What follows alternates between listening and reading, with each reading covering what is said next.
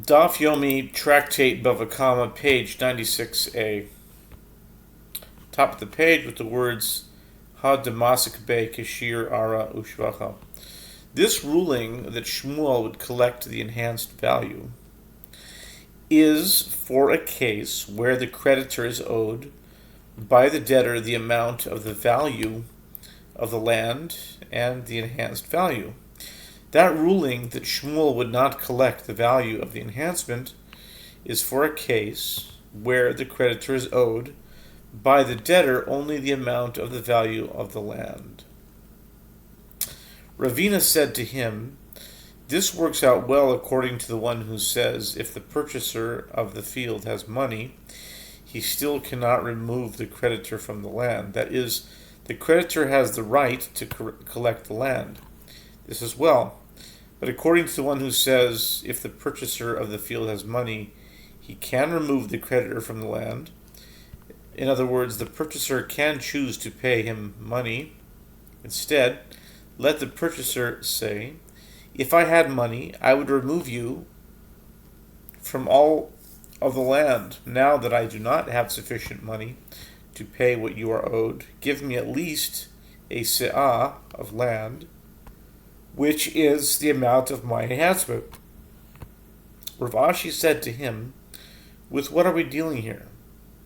We are dealing with a case where the debtor set aside his field as designated repayment for him.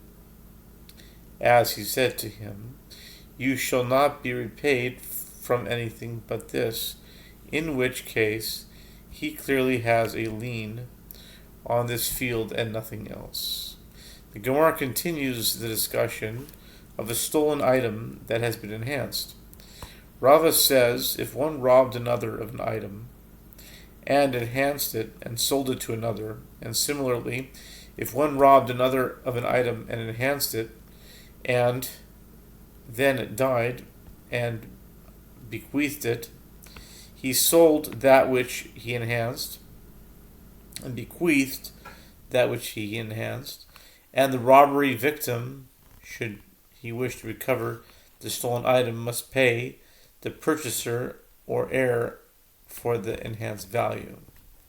Rava raises a dilemma related to the aforementioned halacha. What is the halacha if a purchaser enhanced the stolen item? Must the robbery victim pay the purchaser for the enhanced value or not? After Rava raised the dilemma, then he resolved it. What has the first person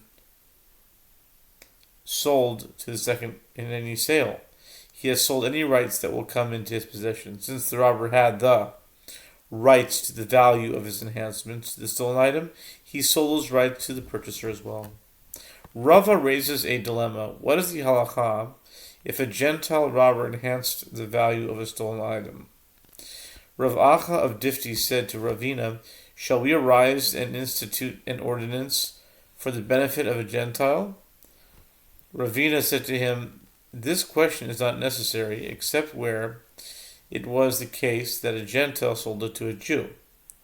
Rava was asking if the Jew needs to return the enhanced value. The Gemara can comment, ultimately, one who comes to possess an item due to purchasing it from a Gentile is like a Gentile himself, because, as stated previously, in any sale, the purchaser's rights are identical to the seller's. Since the sages did not institute ordinances for the benefit of Gentiles, the Jewish purchaser does not have those rights either.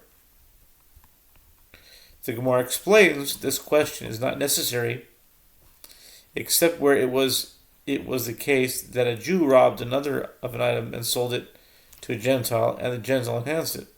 And then the Gentile went back and sold it to another Jew. What is the halacha in this case? If you stole something, sold it to a Gentile, and then the Gentile sold it to another Jew, do we say that since it was initially stolen by a Jew, and then it was acquired by a Jew, the sages did institute an ordinance? Or perhaps, since there is the ownership of a Gentile intervening, the sages did not institute an ordinance? The Gemara comments, the dilemma shall stand unresolved.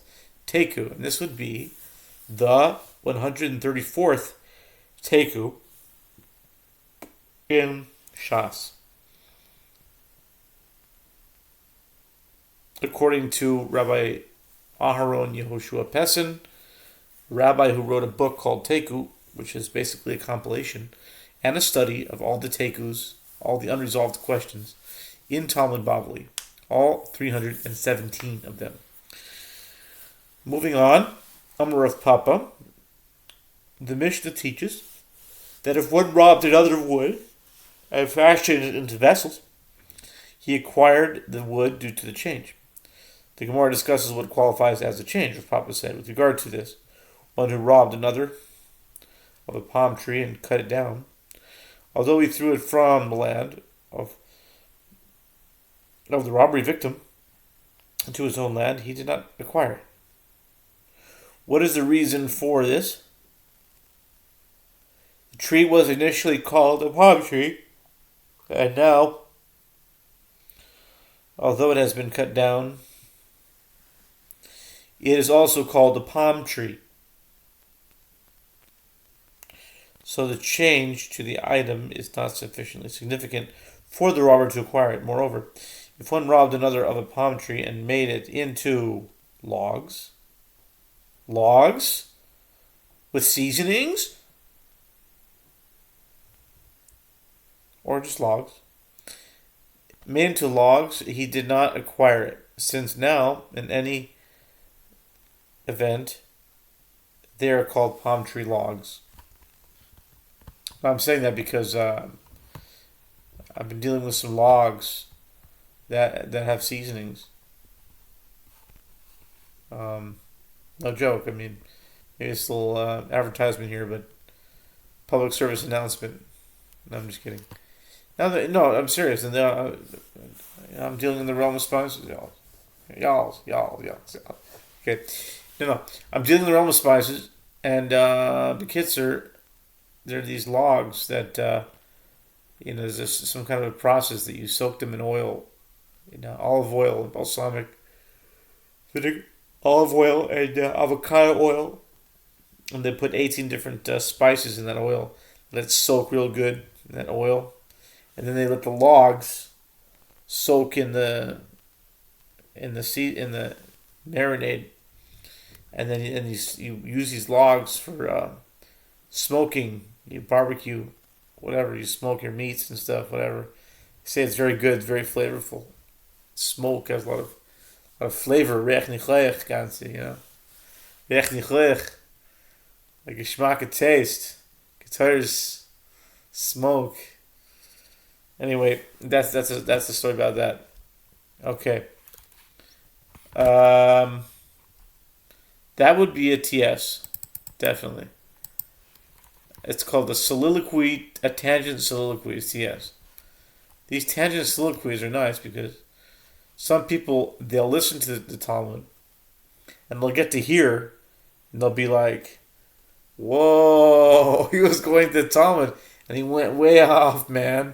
So if I get comments on these tangent soliloquies, then Ganze, I'd like to hear some comments. But I doubt anyone even listened this far. But, you never know. Continuing on. What's up, Doc? By contrast, if one robbed another of logs and fashioned them into beams, he has acquired them since this change is insignificant. If one robbed another of large beams and fashioned them into small beams, he did not acquire them since they are still called beams. If he fashioned them into boards, he did acquire them. Rava said, this one who robbed another of a palm frond and fashioned it into leaves. In other words, he removed the leaves from the spine, has acquired it, since initially it was called the palm frond and now it's called leaves. One who robbed another of leaves and fashioned them into a broom has acquired them, since initially they were called leaves and now they're called a broom. One who robbed another of a broom and fashioned it into a rope has not acquired it. What is the reason for this?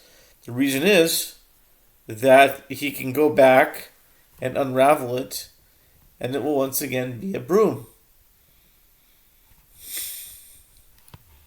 Rav Papa raises a dilemma. What is the halacha if the central twin leaf became split? In other words, is this considered a change through which a stolen lulav would be acquired? The Gemara cites a proof coming here, that which Rabbi Matun says that Rabbi Yehoshua ben Levi says, if the central twin leaf was removed, the lulav is unfit.